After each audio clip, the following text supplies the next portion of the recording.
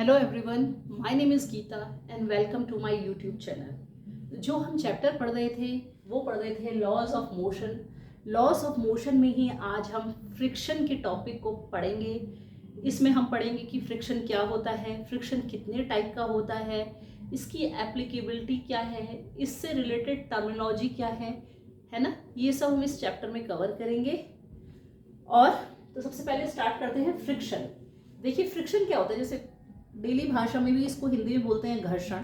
Friction क्या होता है कि जैसे ये कोई ऑब्जेक्ट है, ये बॉडी है, ये किसी रफ सरफेस पे रखी हुई है, तो ये रफ सरफेस के बीच और इसके बीच में अगर हम रिलेटिव मोशन कराते हैं, यानी बॉक्स को हम पुश करते हैं, है ना, इसको एफ डायरेक्शन में पुश करते हैं, तो इस पे फोर्स आगे ऐसे लग रहा है। तो बॉक्स क्या है, आप देखेंगे जब भी आप कोई टेबल को पुश करने की थोड़ा सा फोर्स लगाइए तो क्या होगा कि वो टेबल मूव नहीं करेगा। तो यानी उसके मूवमेंट को आप फोर्स लगा रहे हैं और बॉडी मूव नहीं कर रही है, यानी कोई अपोजिंग फोर्स लग रहा होगा कि नहीं लग रहा होगा।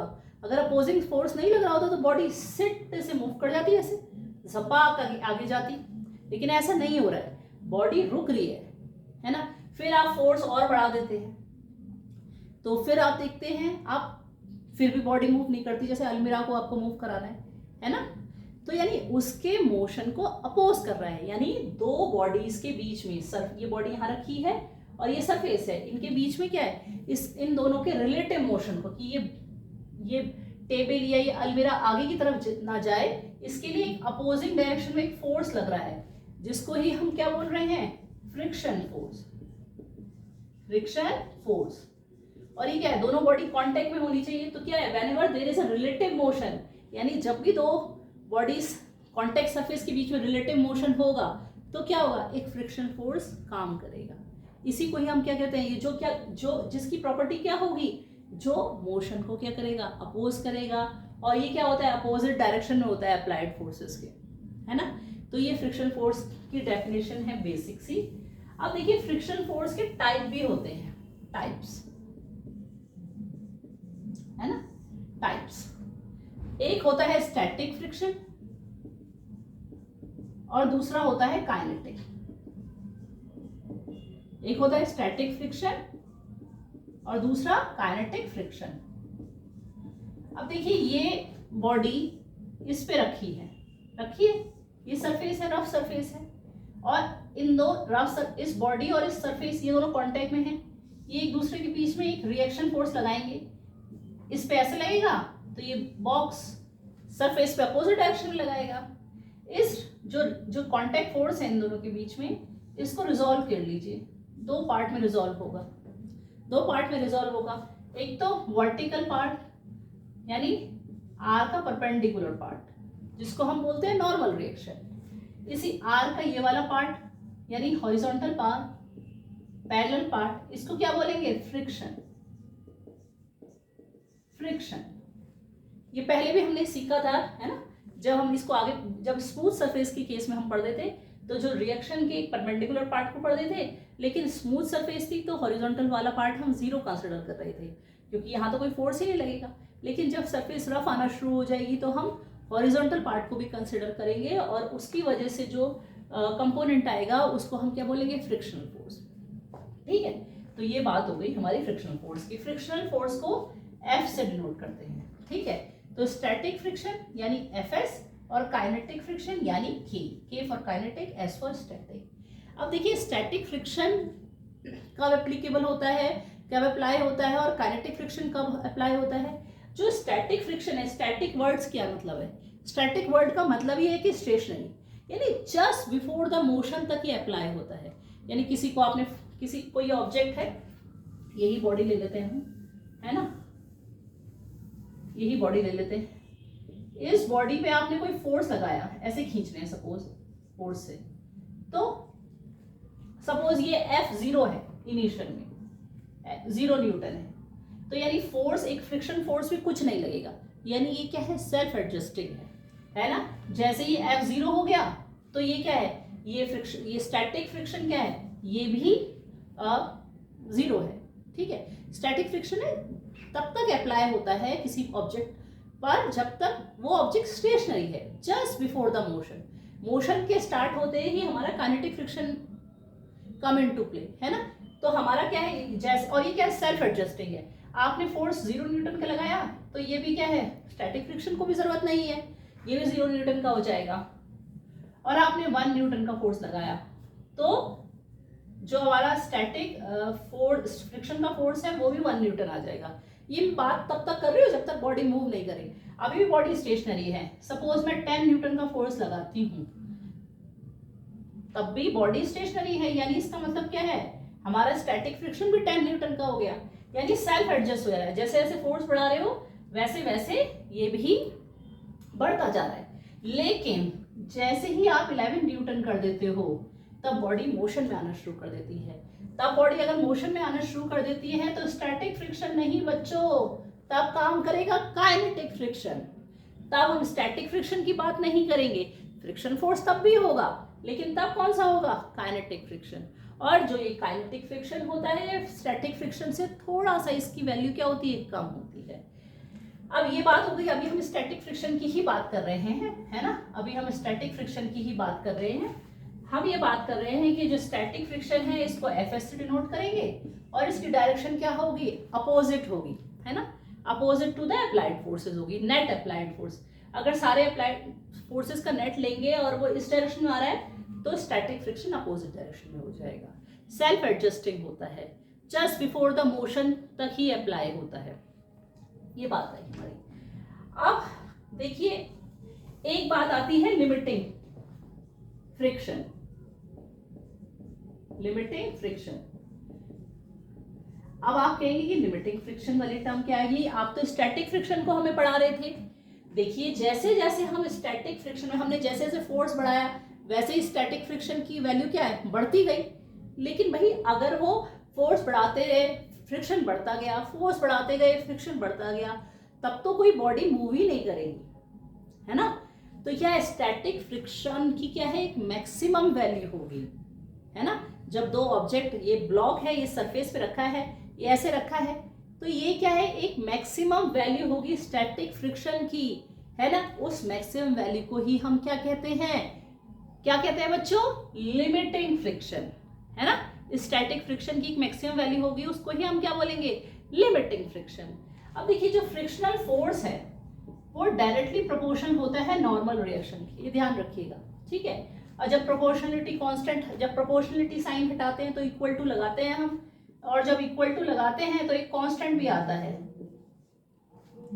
क्योंकि हम स्टैटिक फ्रिक्शन की बात कर रहे हैं, इसकी मैक्सिमम वैल्यू की बात कर रहे हैं, तो हम ऐसे लिखेंगे। तो यही क्या है, लिमिटिंग फ्रिक्शन। यही क्या है, लिमिटिंग फ्रिक्शन है। और ये क्या है, कोफिशिएंट ऑफ फ्रिक्शन है। क्या है, कोफिशिएंट ऑफ फ्रिक्शन, ठीक है। तो जब हमारा ये, अब हम कहेंगे स्टैटिक फ्रिक्शन, जो हमारा स्टैटिक फ्रिक्शन होगा वो या तो एफएस मैक्स से छोटा होगा या एफएस मैक्स के बराबर होगा। यानी जो हमारा स्टैटिक फ्रिक्शन है या तो वो लिमिटिंग फ्रिक्शन से छोटा होगा या लिमिटिंग फ्रिक्शन के बराबर होगा। यानी ये क्या आ जाएगी, मैक्सिमम वैल्यू आ जाएगी। और ये कब है, जस्ट बिफोर द मोशन, ठीक है। ये बात समझ में आई कि नहीं आई, है ना। ये बात समझ में आई कि नहीं आई, ठीक। तो ये हमारी स्टैटिक फ्रिक्शन है। अब स्टैटिक फ्रिक्शन जो होता है इंडिपेंडेंट होता है, independent of the shape size of the bodies in contact, है ना। अब ये बॉडी है, इस पे नॉर्मल रिएक्शन n है ना। इसके बीच में जो स्टैटिक फ्रिक्शन, सपोज ये Fs है, ये इंडिपेंडेंट होगा इस बॉडी के शेप साइज के, as long as the normal reaction remain same. Normal reaction same होनी चाहिए। अब सपोज दूसरा ऑब्जेक्ट है, उसका भी नॉर्मल रिएक्शन n ही है, इन दोनों का नॉर्मल रिएक्शन है। ये बॉडी थोड़ी सी बड़ी दिख रही है ना आपको, तो यानी इसमें भी फ्रिक्शन फोर्स क्या होगा, Fs कितना लगेगा, है ना, वो भी सेम ही लगेगा। यानी बॉडी के शेप साइज के इंडिपेंडेंट होती है as long as the normal reaction remain same. ये ध्यान रखिए, पॉइंट बहुत इंपॉर्टेंट है। अब हम बात करते हैं, हम ये क्या है, हमने प्रोपोर्शनलिटी का साइन हटाया, इक्वल का साइन लगाया तो एक कांस्टेंट आया, एक कांस्टेंट आया, इसको क्या बोलेंगे? Coefficient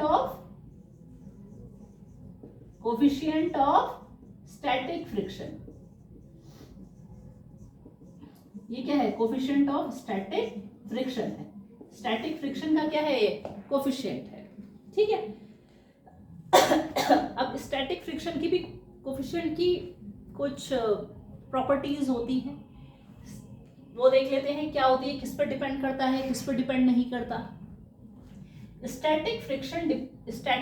coefficient of static friction depend करता है सिर्फ नेचर ऑफ बोथ सरफेस, यानी ये सरफेस और ये सरफेस अगर दोनों ही, मतलब जैसे मैंने नीचे वुड ले लिया, ऊपर एक मार्बल ले लिया, उनके बीच जो कोफिशिएंट ऑफ स्टैटिक फ्रिक्शन है वो सेम ही रहेगा, चाहे मैं कोई बड़ा मार्बल ले लूं और वुड पे रख दिया, है ना, तो उनके बीच का जो स्टैटिक फ्रिक्शन है वो डिपेंड नहीं करेगा कि वो कितने एरिया को कवर कर रही है ना, depends on the nature of the both surface in contact. यानी वुड और मार्बल के बीच में जो कोफिशिएंट ऑफ स्टैटिक फ्रिक्शन है वो सेम ही होगा, इंडिपेंडेंट ऑफ एरिया। यानी ये ब्लॉक अगर मैंने रखा है वुड पे तो ये इंडिपेंडेंट ऑफ एरिया होगा, अगर मैं एरिया बढ़ा दूं ब्लॉक का ये, तब भी डिपेंड नहीं करेगा, मतलब चेंज नहीं होगा। कोफिशिएंट ऑफ स्टैटिक फ्रिक्शन सिर्फ सरफेस की प्रॉपर्टी है, जो दो सरफेस आपस में कांटेक्ट में है उनकी प्रॉपर्टी है, और रिलेटिव स्पीड पे भी डिपेंड नहीं करता, है ना। क्या है? सिर्फ ये सरफेस की प्रॉपर्टी है, ध्यान रखिए। Neither it depends upon the relative speed of to surfaces nor it depend upon the area of contact. ये सिर्फ डिपेंड करता है दोनों सरफेस के नेचर पर, दोनों सरफेस का नेचर जैसा होगा, फ्रिक्शन कोफिशिएंट ऑफ फ्रिक्शन उनके लिए सेम होगा। अगर ये मार्बल और वुड है तो सेम होगा एरिया, कांटेक्ट सरफेस एरिया के पे डिपेंड नहीं करेगा, स्पीड पे डिपेंड नहीं करेगा। ठीक है। ऐसे ही स्टैटिक फ्रिक्शन भी सेम है कि स्टैटिक फ्रिक्शन साइज शेप पे डिपेंड नहीं करता है, इंडिपेंडेंट ऑफ साइज शेप होता है, as long as the normal reaction remains same. ये ध्यान रखिए, एग्जाम में पूछा जाता है। ठीक है। तो ये तो स्टैटिक फ्रिक्शन को ही हमने आगे एक्सटेंड कर लिया, तो क्या आ गया हमारे पास? Kinetic friction. क्या आ गया? काइनेटिक फ्रिक्शन, है ना। जैसे स्टैटिक फ्रिक्शन को हमने क्या दिखाया? स्टैटिक फ्रिक्शन को Fs से दिखाया और म्यू एस एन, है ना, और काइनेटिक फ्रिक्शन को F के तो म्यू के एन, यानी ये क्या है? कोफिशिएंट ऑफ काइनेटिक फ्रिक्शन है, ये कोफिशिएंट ऑफ स्टैटिक फ्रिक्शन है, ये नॉर्मल रिएक्शन है। इनके बीच में ग्राफ देखिए, ये फ्रिक्शन है, ये अप्लाइड फोर्सेस है, अप्लाइड फोर्स है।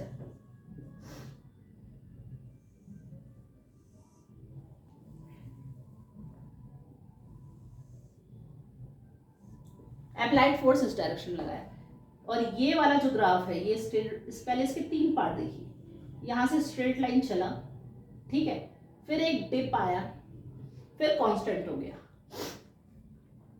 तो ये जो जैसे जैसे अप्लाइड फोर्स बढ़ाओगे वैसे वैसे स्टैटिक फ्रिक्शन बढ़ेगा लीनियरली, है ना। Fs straightly proportional to n, जैसे जैसे अप्लाइड फोर्स, और n इक्वल्स टू mg, है ना, इसको बात नहीं कर रहे हम। जैसे जैसे अप्लाइड फोर्स बढ़ाओगे ये स्टैटिक फ्रिक्शन है ना, स्टैटिक फ्रिक्शन Fs बढ़ेगा, लेकिन एक मैक्सिमम वैल्यू आ जाएगी, इसको क्या बोलेंगे? Fs maximum. एक मैक्सिमम वैल्यू तक बढ़ेगा, इसको क्या बोलेंगे? है ना, लिमिटिंग फ्रिक्शन। इस वाले पार्ट को लिमिटिंग फ्रिक्शन, ये स्टैटिक फ्रिक्शन है। जैसे जैसे अप्लाइड फोर्स बढ़ाएंगे फ्रिक्शन फोर्स बढ़ेगा, एक मैक्सिमम वैल्यू आएगा, फिर डिप हो जाएगा, और इसको फिर क्या आ जाएगा? स्ट्रेट लाइन, क्योंकि जैसे ही लिमिटिंग फ्रिक्शन के आगे तो बॉडी मूवमेंट में आ जाएगी ना, तो हमारा स्टैटिक फ्रिक्शन थोड़ा ना लगेगा। इस वाले पार्ट को क्या बोलेंगे हम? Kinetic friction. क्या बोलेंगे? काइनेटिक फ्रिक्शन, है ना। स्टैटिक फ्रिक्शन अप्लाइड फोर्सेस के साथ बढ़ता है, एक मैक्सिमम वैल्यू तक पहुंच जाता है, उस मैक्सिमम वैल्यू को ये हम क्या बोलते हैं? लिमिटिंग फ्रिक्शन बोलते हैं। लिमिटिंग फ्रिक्शन के बाद बॉडी मोशन में आ जाती है, अप्लाइड फोर्सेस आप बढ़ा भी रहे हैं तो भी एक फोर्स लगेगा जिसको हम बोलेंगे काइनेटिक फ्रिक्शन। और आप देखिए इस ग्राफ से क्लियर है कि काइनेटिक फ्रिक्शन जो फ्रिक्शन है उससे थोड़ा सा छोटा होता है। ठीक है, तो ये था फ्रिक्शन का, काइनेटिक फ्रिक्शन और स्टैटिक फ्रिक्शन का पार्ट। इस पे बेसिक क्वेश्चन कर लेते हैं, एनसीईआरटी में गिवन है आपके वाला क्वेश्चन, उससे शायद आपको थोड़ी बहुत क्लैरिटी, थोड़ा बहुत आइडिया मिलेगा। इसमें दिया हुआ है ये ट्रेन है, ठीक है, ये ट्रेन है। इस ट्रेन में एक बॉक्स रखा है, भाई ट्रेन में तो बहुत सारे बॉक्स होते हैं, है ना। तो ये बोल रहा है कि ये ट्रेन किस एक्सेलरेशन से आगे जाएगी, यानी किस एक्सेलरेशन के साथ मूव करेगी कि ये बॉक्स हिले नहीं तो ऐसे कभी बॉक्स आगे जाएगा, कभी पीछे जाएगा।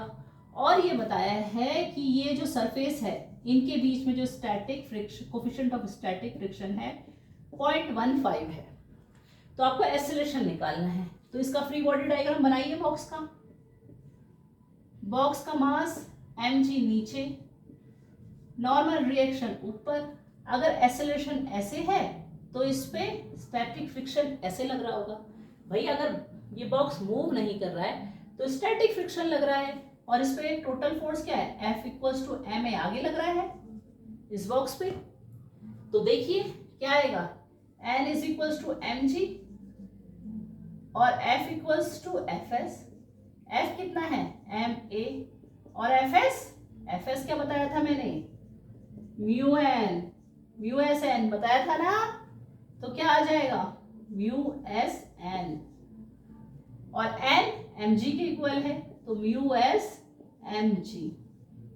m से m कैंसिल, तो a is equals to mu S G. और म्यू एस कितना गिवन है 0.15, और g को दे रखा है 10 मीटर पर सेकेंड। तो a कितना आ गया 1.5 मीटर पर सेकेंड स्क्वायर, एक डेसिमल आगे आ जाएगी ना। तो a कितना हो गया 1.5 मीटर पर सेकेंड स्क्वायर। तो इसका मतलब है अगर ट्रेन 1.5 मीटर पर सेकेंड स्क्वायर से मूव करेगी तो ये बॉक्स नहीं हिलेगा, ये बॉक्स स्टेशनरी रहेगा, ये बॉक्स ऐसे आगे मूव नहीं करेगा। ठीक है, तो ये बताया है। ठीक, तो इस बेसिक क्वेश्चन था जो बहुत ही अच्छा क्वेश्चन था। एक एनसीईआरटी का क्वेश्चन हम एक और देखते हैं, जिसमें ट्रॉली और एक मास का सिस्टम गिवन है। ये ट्रॉली है, ट्रॉली है ना, और इसकी एज से एक फ्रिक्शनलेस पुली अटैच है जिसपे एक मास है। ये ट्रॉली 20 kg की है और ये मास 3 kg का है। तो हमें इनके बीच में एक टेंशन निकालनी है। ठीक है, इनके बीच में एक टेंशन निकालनी है, और एफ के हमारे पास म्यू के गिवन है 0.04, म्यू के गिवन है 0.04, और जी की वैल्यू है 10 मीटर पर सेकेंड स्क्वायर। तो बताइए क्या करेंगे, फ्री बॉडी डायग्राम बना लीजिए। टेंशन टी टी, इस पे 3g मास नीचे, और इस पे क्योंकि फ्रिक्शन फोर्स लगेगा ये सरफेस के बीच में, इन दोनों के बीच में एफ के, ये ट्रॉली मूवमेंट में है, तो काइनेटिक फ्रिक्शन की बात करेंगे तो म्यू के एन, एन कैसे, ये एन और ये 20g। ठीक, तो पहले हम इस ट्रॉली की बात करते हैं। इस ट्रॉली पे ये ट्रॉली आगे जा रही है ए एक्सेलरेशन से, सपोज ये भी ब्लॉक नीचे जा रहा है ए एक्सेलरेशन से। तो बताइए इस ट्रॉली पे टी आगे की तरफ ये टेंशन ज्यादा होगी, टी माइनस एफ के होगा कि नहीं होगा, T minus F K equals to, भाई T minus F K equals to M A, M trolley का 20 ए, यही होगा ना। और एफ के हमारा क्या होता है म्यू एन, एफ के क्या होगा mu N, F K is equals to mu K N, और एन कितना होगा 20g, N is equals to 20g, vertical वाला भी तो 20g। ठीक, और म्यू के कितना गिवन है 0.04, 20 इंटू 10, 2 से ये डेसिमल आगे आ गया तो 8 आ गया, तो t minus 8 equals to 20a, equation first होगी। अब इस बॉक्स की बात करिए, इस पे नीचे डाउनवर्ड फोर्स, टेंशन ऊपर, तो क्या हो जाएगा 3g, यानी 30 minus t equals to 3a। आया समझ में, 3g माइनस ये आएगा। अब इसमें ये इक्वेशन बन गई हमारे पास सेकेंड, इन दोनों को ऐड करेंगे तो 30 माइनस 8, टी से टी कैंसिल हो गया, 30 माइनस 8 कितना हुआ 22, 23a, तो a आ गया हमारे पास 22/23 मीटर पर सेकेंड स्क्वायर। लेकिन हमें तो निकालनी है टेंशन, तो टेंशन क्या होगा, t is equal to 8 plus 20a, तो 8 प्लस 20, a की वैल्यू कितनी है 22/23, 8 प्लस 440/23, जब डिवीजन करेंगे 440 का 23 से, 23 1 जा 23, 1 और 2, और ये क्या आएगा 9 से करिए इसको, 7 2 यानी 3.1, यानी इसका वैल्यू आएगा 8 प्लस 19.1, 19 प्लस 8 कितना आ जाएगा 27.1, टी की वैल्यू न्यूटन में आएगी, तो क्या आएगा टी 27.1, टी क्या आ जाएगा, टी की वैल्यू क्या आ जाएगी 27.1 न्यूटन, 0.1 न्यूटन। ठीक है, तो इस तरह से हम क्या है टेंशन निकाल सकते हैं। ऐसी बहुत सारी प्रॉब्लम्स हैं जो हमारी फ्रिक्शन वाली सरफेस पे, अगर रफ सरफेस है और कोई सिस्टम हमें पता है, एवरीडे हमें आई गया है ड्रॉ करना, तो हम इजीली निकाल सकते हैं। अब अगला हमारा टॉपिक है angle of friction and angle of response. Angle of friction, अब ये क्या बात हुई, अब देखिए ये ऑब्जेक्ट है, ये बॉडी इस पे रखी गई है रफ सरफेस पे, नॉर्मल रिएक्शन और फ्रिक्शन फोर्स F इस डायरेक्शन में काम करेगा। इस फ्रिक्शन, नॉर्मल रिएक्शन और इस फ्रिक्शन का एक रिजल्टेंट कांटेक्ट फोर्स R ऐसे होगा, इनके बीच में ही होगा, तो ये कांटेक्ट फोर्स नॉर्मल से जितना एंगल बनाएगा उसी को हम बोलेंगे एंगल ऑफ फ्रिक्शन। अब इसकी एवरीडी देखिए mg, तो n is equal to mg, n is equal to mg, और ये fs हम मैक्स ले रहे हैं, और ये भाई ध्यान रखना है लिमिटिंग फ्रिक्शन है। क्या है लिमिटिंग फ्रिक्शन, लिमिटिंग फ्रिक्शन, तो लिमिटिंग फ्रिक्शन और नॉर्मल रिएक्शन के बीच का जो रिजल्टेंट होगा, यानी रिजल्टेंट है नॉर्मल रिएक्शन और लिमिटिंग फ्रिक्शन का जो रिजल्टेंट है वो नॉर्मल रिएक्शन से जितना एंगल बनाएगा, इस एंगल को ही हम क्या बोलते हैं angle of friction. n is equal to mg, और fs मैक्स कितना होता है म्यूएस n, म्यूएस n होता है नहीं होता है। अब इसे ऐसे ड्रॉ करिए, इसको ऐसे ड्रॉ कर लीजिए ना, इसको मैं यहां दिखा रही हूं, तो ये एंगल थीटा हो गया, ये एंगल, ये fs मैक्स, और ये नॉर्मल रिएक्शन है कि नहीं। अगर मैं tan थीटा लूंगी क्या होगा fs मैक्स अपॉन n, तो fs मैक्स अपॉन n, इसमें से देखिए fs max upon n is equal to mu S, is equal to mu S, यानी tan theta is equal to mu S, यानी theta is equal to tan inverse mu S, यानी static friction का tan inverse ही आपका क्या होगा angle of friction होता है। ठीक है, अब आती है एंगल ऑफ रिस्पॉन्स की बात। ये क्या चीज होती है, देखिए ये जो हमने इसमें बॉक्स लिया था, इसमें ये बॉडी ली थी, ये एक हॉरिजॉन्टल सरफेस पे ली थी। अब कई प्रॉब्लम्स में तो हमारा इंक्लाइंड प्लेन भी आता है ना, है ना। अब ये प्लेन ऐसे है ना, फिर धीरे धीरे हम एंगल बढ़ाते हैं, ऐसे करते हैं, ये थीटा है, फिर थोड़ा सा और दूसरा बनाते हैं, ये फाई हो गया, फिर थोड़ा सा और बनाते हैं तो ये अल्फा हो गया। तो हम इंक्लाइंड प्लेन को क्या कर रहे हैं बढ़ाते जा रहे हैं एंगल, सपोज है ना, बढ़ाते जा रहे हैं। इस पे एक बॉक्स रखा हुआ है, ऐसे ब्लॉक रखा हुआ है, ठीक है। तो जब हमारा है ना, ये आप ले लो, दोनों को अलग कर देना, यानी ये फाई ले लो, ठीक है। तो जैसे जैसे हम एंगल बढ़ाते जा रहे हैं, ये ब्लॉक क्या है, एक ऐसा एंगल आएगा जब ये ब्लॉक रेस्ट पे है ना, सपोज ये कम एंगल है, ये ब्लॉक रेस्ट पे है, फिर हम कह रहे हैं यार ब्लॉक को तो हमें थोड़ा सा स्लाइड कराना है, तो हमने एंगल क्या कर लिया, बढ़ा लिया। अब बढ़ गया ना दूसरा, तब भी ये ब्लॉक क्या है, रेस्ट पे ही है, फिर हमने और बढ़ा लिया, है ना, तब भी ये ब्लॉक रेस्ट पे ही है। लेकिन ऐसे ऐसे हम इन इंक्लाइंड प्लेन के बीच का एंगल बढ़ाते जाएंगे, तो एक ऐसा एंगल आएगा जिस पे ब्लॉक स्लाइड करना शुरू हो जाएगा। ध्यान आया भाई, ऐसे एक है, ये ऐसे है ना, ये दोनों सरफेस क्या है, ऐसे और ऐसे हैं। जैसे जैसे करोगे ब्लॉक स्लाइड होगा ना, खुद इमेजिन करो, दो एक इंक्लाइंड प्लेन है, ऐसे रखा है, जैसे जैसे बढ़ाओगे तो एक ऐसा एंगल आएगा जिसपे क्या है, ब्लॉक अपने आप में क्या है, स्लाइड करना शुरू करेगा। तो उस एंगल को जिसपे ब्लॉक जस्ट स्लाइड करे, मतलब स्लाइड करना शुरू करे, उसी को क्या कहेंगे, एंगल ऑफ रिस्पोज। अब इसका फ्री बॉडी डायग्राम बनाइए, एम जी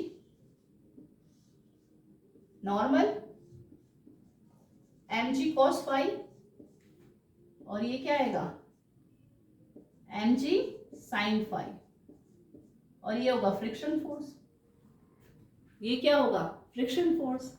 तो आप इसको बनाइए, N is equals to M G cos phi और F is equals to M G sine phi. इन दोनों को डिवाइड करिए, इक्वेशन 2 डिवाइडेड बाय इक्वेशन 1, तो ये क्या होगा, tan phi, tan phi is equals to F upon N, tan phi is equals to F S, है ना। ये मैक्सिमम आपका, ये भी लिमिटिंग फ्रिक्शन की बात करेंगे, जस्ट बिफोर क्या है, जस्ट बिफोर मोशन है, जस्ट बिफोर मोशन है।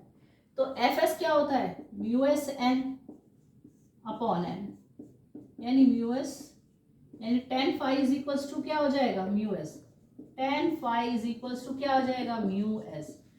भाई ये तो वही इक्वेशन आ गई, tan theta equals to mu S, angle of friction की, यानी angle of friction is equals to angle of repose, यानी एंगल ऑफ फ्रिक्शन जो हॉरिजॉन्टल सरफेस में हम बात कर रहे हैं is equals to angle of repose, और दोनों क्या होते हैं, म्यू एस, यानी दोनों का टेन क्या होता है, म्यू एस के इक्वल होता है ना, कोफिशिएंट ऑफ स्टैटिक फ्रिक्शन के इक्वल होता है।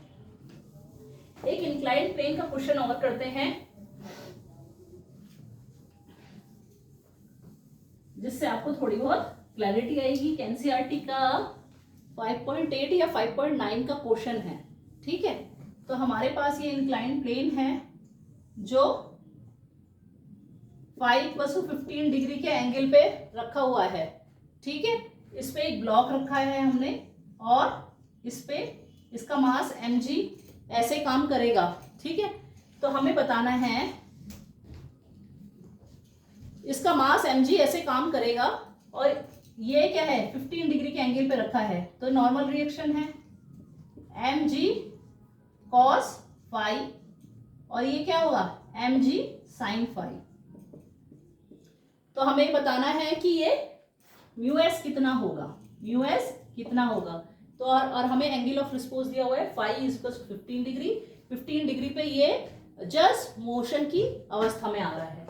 तो आप इसको कैसे लिखेंगे, एम जी कॉस फाई, ये तो आप ऐसे कर लीजिए, आपको क्या पता था, mu S equals to tan phi, आपने एंगल ऑफ रिस्पोज की बात करेगी थी ना, तो mu S equals to 15 degree, इसको सॉल्व कर लीजिए, इससे ही आपको क्या आ जाएगा, कोफिशिएंट ऑफ स्टैटिक फ्रिक्शन आ जाएगा, जिससे आप इजीली इस प्रॉब्लम को सॉल्व कर सकते हैं। अब जो हमारे पास नेक्स्ट क्वेश्चन है, एप्लीकेशन ऑफ फ्रिक्शन क्या है, एप्लीकेशन, इसकी एप्लीकेशन क्या होती है कि फ्रिक्शन देखो एक आपका कल्प्रिट भी है और ये गुण भी है, ठीक है। क्या होता है, जब हम चल रहे होते हैं तो हमारा ये फीट समझ लो, है ना, और ये हमारा ग्राउंड समझ लो, तो ये ग्राउंड में टिप एक कांटेक्ट फोर्स में है, ऐसे फोर्स प्रेस करेंगे इसे और रिएक्शन ऐसे फोर्स लगेगा, इसका नॉर्मल रिएक्शन और फ्रिक्शन फोर्स एफ एस आगे काम करेगा, एफ Fs अगर मोशन में है तो F क्या आ जाएगा, फ्रिक्शन फोर्स F आगे काम करेगा। अगर सपोज ये नहीं हो तो हम क्या करेंगे, स्लिप कर जाएंगे, है ना। अगर Fs फ्रिक्शन फोर्स ही नहीं होगा, भाई ये नहीं होगा तो हमारा स्लिप हो जाएगा ना, तो ये हमें क्या करता है, स्लिपिंग से बचाता है, ठीक है। और नॉर्मल रिएक्शन का काम है कि आपको आगे आगे चलाता है वो, और ये स्लिपिंग से बचाता है। हमारी राइटिंग हम ब्लैक बोर्ड पे या किसी भी कॉपी पे बिना फ्रिक्शन फोर्स की हेल्प से नहीं लिख सकते। अगला जो हम कह सकते हैं इग्निशन, यानी अगर हम if you want to make fire तो आप बिना फ्रिक्शन के नहीं फायर को बना सकते, है ना। कैसे, जैसे प्रिमिटिव मैन ने क्या किया था, पत्थरों को रगड़ा था, तो फ्रिक्शन फोर्स से ही क्या गर्मी पैदा हुई, इससे आग निकल गई, ठीक। और आजकल लाइटर आ गए, या मैच बॉक्स में भी आप देखेंगे, है ना, वो जो मैच स्टिक है वो क्या करती है, फ्रिक्शन फोर्स से ही क्या आग प्रोड्यूस होती है, ठीक। अब ये तो बात होगी राइटिंग की। अच्छा, ब्रेक, हम गाड़ी में ब्रेक लगाते हैं, अगर फ्रिक्शन फोर्स ही नहीं होगा तो क्या होगा, ब्रेक नहीं अप्लाई कर पाएंगे, ठीक। अब ये तो हो गई इसकी एडवांटेज। अब इसके देखो वियर टियर भी बहुत होता है, जब हम मशीनरी में आप जो फ्रिक्शन फोर्स होता है उसकी वजह से क्या होता है, बहुत वियर टियर भी होता है, उसके पार्ट्स उतने इफिशिएंटली वर्क नहीं करते, यानी किसी भी मशीन की क्या इफिशिएंसी को घटाता है ना। जब फ्रिक्शन फोर्स होता है उसकी वजह से ही क्या होता है, हीट प्रोड्यूस होती है, नॉइज प्रोड्यूस होती है, तो ये वियर टियर को भी बढ़ाता है, तो मशीनरी में हमें 100% इफिशिएंसी नहीं मिल पाती। तो ये था फ्रिक्शन फोर्स का टॉपिक, उससे रिलेटेड टर्म्स। आगे के चैप्टर में हम सर्कुलर डायनामिक्स को पढ़ेंगे। आई होप आपको ये लेक्चर पसंद आया होगा, तो सब पढ़ते रहिए, और जो भी आपको क्वेरीज हैं फ्रिक्शन से रिलेटेड या फिजिक्स के किसी भी टॉपिक से रिलेटेड, तो प्लीज़ मुझे कमेंट करिए। मैं कोशिश करूँगी कि आपके सभी उत्तरों को सभी प्रश्नों को सॉल्व करने की कोशिश करूँ। धन्यवाद, थैंक यू।